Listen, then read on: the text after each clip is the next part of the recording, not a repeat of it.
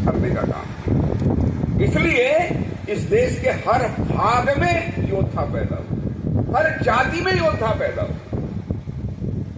कोई भरतपुर में सूरजमल जाट हुए, कोई अवंतीबाई लोधी हुई, कोई झलकारी बाई हुई, कोई रानी चेन्नम्मा हुई, कोई राणा प्रताप हुए, कोई लचित बरफुकन हुए। हर क्षेत्र में, हर जाति में योद्धा पैदा हुए और उन्होंने राज्य के लिए लड़ाई नहीं लड़ी, जीवन मूल्यों के लिए लड़ाई लड़ी। हम हिंदू बने रहे इसके लिए लड़ाई लड़ी। राणा प्रताप का युद्ध जीवन मूल्यों के लिए था। गुरु गोविंद सिंह का युद्ध जीवन मूल्यों के लिए था। शिवाजी का युद्ध जीवन मूल्यों के लिए था। राम जन्मभूमि टूटने के बाद 76 युद्धों में 4.25 लाख हिंदू मरा तो जीवन मूल्यों के लिए मरा। इनके कारण हमारे जीवन मूल्य जीवित रहे, इनके कारण हिंदू के रूप में। इस देश के संत महात्मा, इस देश के तीर्थ, इस देश की तीर्थ यात्राएं, इस देश के अर्चक, इस देश के पुरोहित, इनके कारण हम हिंदू बने रहे। छोटे छोटे राजा थे, लेकिन शंकराचार्य जी ने 4 धाम स्थापित किए देश के चारों कोने। 12 ज्योतिर्लिंग पूरे देश में, 51 शक्तिपीठ पूरे देश में, 108 विष्णु मंदिर पूरे देश में। और इनकी यात्रा के आधार पर तमिल बोलने वाला, तेलुगु बोलने वाला, मलयालम बोलने वाला कोई भी हिंदू उसके अंदर एकात्म की अनुभूति होती रही। ये काम हमारे तीर्थों ने किया, तीर्थ यात्रा ने। मंदिर टूटते रहे, लेकिन हम मंदिर बनाते भी रहे। मंदिर टूटने का वर्णन ज्यादा है, हम मंदिर बनाते रहे इसका वर्णन कम है। हमारे अर्चक पुरोहितों ने इस समाज की रक्षा का काम किया, समाज की रक्षा का। हमारे पुरोहित न होते तो एकादशी कौन याद दिलाता, प्रदोष कौन याद दिलाता, हमारे यहाँ विवाह कौन कराता, हमारे यहाँ मुंडन कौन कराता, हमारे यहाँ सभी जितने भी धार्मिक क्रियाकलाप है कौन कराता। ये न कराते तो हिंदू बने रहते क्या।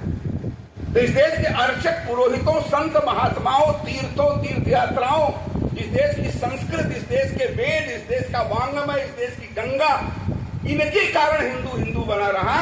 तो इनकी पुनर्प्रतिष्ठा के लिए विश्व हिंदू प्रतिष्ठा करें। हमारे परिवार 1000 वर्ष के गुलामी के काल में हमारा राज्य नहीं था, तो हमारे परिवारों ने हमारी नैतिकता बनाए रखी। हमारा शिल्प और हमारी कला, इसको जातियों ने बनाए रखा। पान बनाने की कला है, सोना बनाने की कला है, लकड़ी की है, लोहे की है। एक जाति के साथ जोड़ दिया, बिना ITI पॉलिटेक्निक के 1000 साल तक यह कला हमारे यहाँ सुरक्षित रहे। लेकिन हमारे यहाँ इस पर भी उठारा खा। हमारे यहाँ काम के आधार पर कोई बड़ा और छोटा नहीं होता। काम कोई भी करे, हर जाति में संत हुए हैं। अगर काम के आधार पर कोई छोटा बड़ा होता तो रीवा में सेन नाई संत न होते, काशी के रविदास चमार संत न होते, और रविदास चमार संत की शिष्या मीराबाई न होती, कबीर जोलाहा संत न होते, नामदेव जुलाहा संत न होते। तो काम के आधार पर कोई बड़ा छोटा नहीं था, और इसके कारण काम के आधार पर देखने की हमारी दृष्टि नहीं थी। स्वाधीनता के बाद पहला काम यही किया, काम के आधार पर छोटा बड़ा कर दिया। बाल बनाने वाला छोटा हो गया, चमड़ा का काम करने वाला छोटा हो गया, मिट्टी का काम करने वाला छोटा हो गया।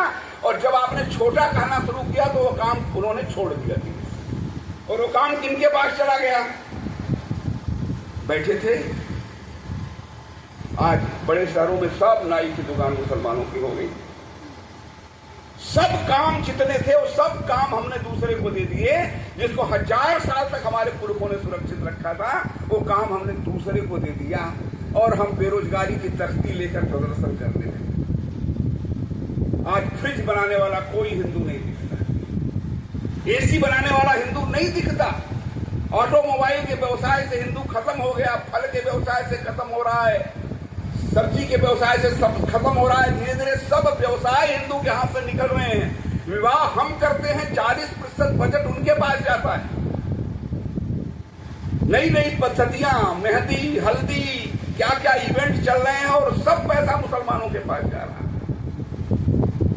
आतिशबाजी वाला मुसलमान है, बार्गेनिंग बिना किए उसको पैसा हम देते हैं। टेंट वाला मुसलमान है, बिना बार्गेनिंग के पैसा देते हैं। बार्गेनिंग कहां होती है? पुरोहित के लिए बार्गेनिंग होती है। पंडित जी को पैसा कितना कम दो इसका विचार किया जाता है, और पंडित जी जरा ज्यादा ले लिए तो पंडित जी ने लूट लिया। जिन्हों जो विवाह कराते हैं उनको पैसा देने में बार्गेनिंग। अगर विवाह कराने वाले लोग नहीं रहेंगे तो विवाह नहीं होगा। धीरे धीरे उधर बढ़ रहे हैं। एक नया आया रिंग सेरेमनी।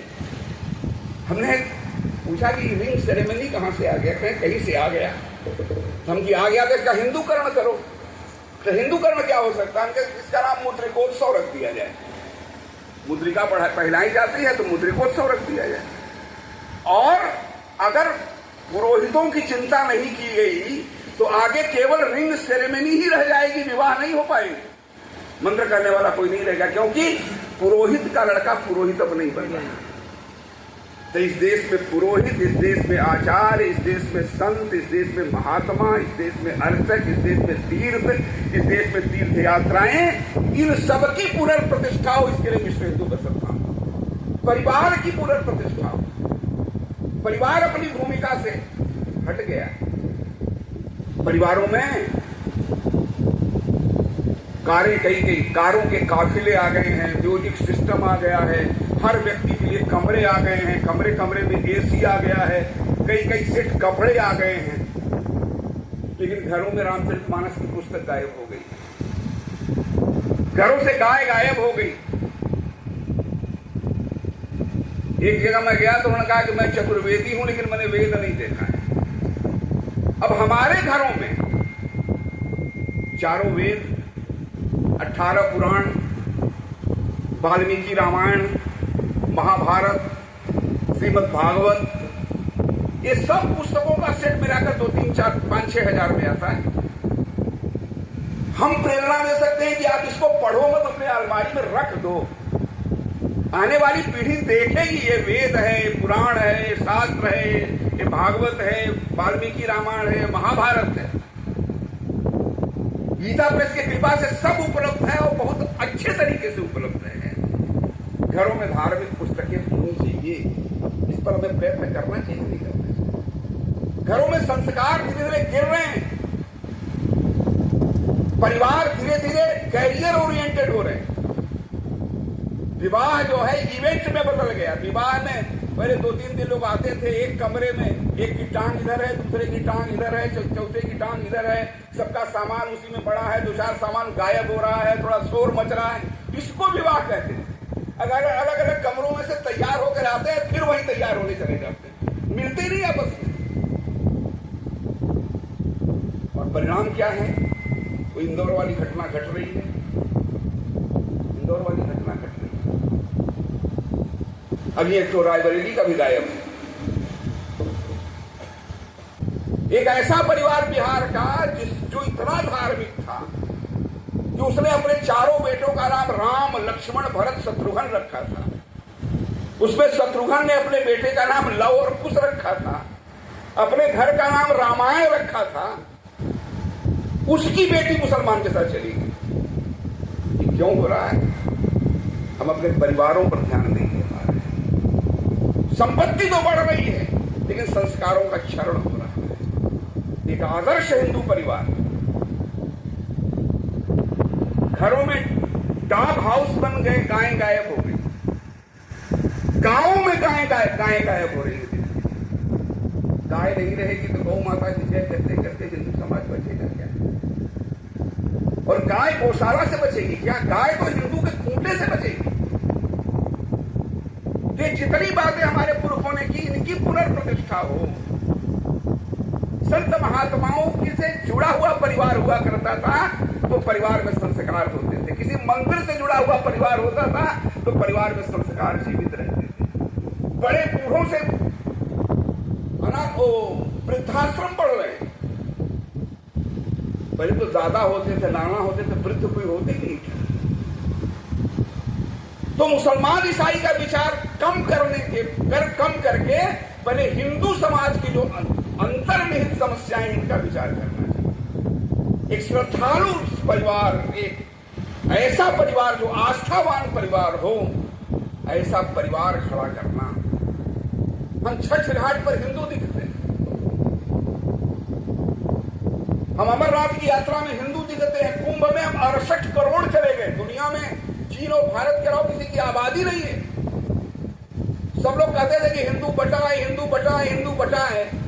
68 करोड़ में इतना बटा हुआ हिंदू ढूंढो, इसमें कोई अगड़ा नहीं दिखेगा, पिछड़ा नहीं दिखेगा। उत्तर प्रदेश, तेलंगाना, आंध्र, इसमें पूरा 68 करोड़ जाके बैठ गया वहां पर। कोई अगड़ा पिछड़ा अमीर गरीब नहीं दिखा।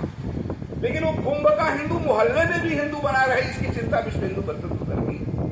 छठ घाट का हिंदू वहां बना रहे, तीर्थों का हिंदू, तो उसमें क्या, मंदिर में सामूहिक आरती का कार्यक्रम, सामूहिक कीर्तन का कार्यक्रम, हनुमान चालीसा का कार्यक्रम, धार्मिक समूह में अपने धार्मिक कार्यक्रम करने का स्वभाव हिंदू का वापस लाने की जरूरत है। इस काम में हम लगे हुए हैं।